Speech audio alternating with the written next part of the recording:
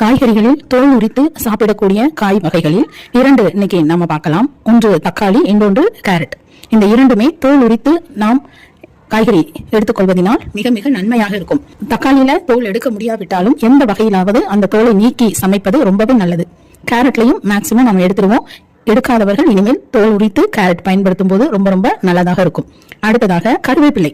கருவேப்பிலையில நிறைய மருந்து அடிக்கும் பட்சத்துல அதை எப்படி பயன்படுத்தணும் அப்படின்னா, கொஞ்சமா கல்லுப்பு போட்டு நக வெதும்பலாக, அதாவது கொஞ்சம் சூடாக தண்ணீர் வைத்து அதுல கருவேப்பிலை போட்டு நல்லா அலசிட்டு உடனடியாக எடுத்து நம்ம பயன்படுத்த வேண்டும். அந்த கருவேப்பிலை எப்படி, அதனால அந்த சத்துக்கள் போய்விடுமா அப்படின்னா கண்டிப்பாக போகாது.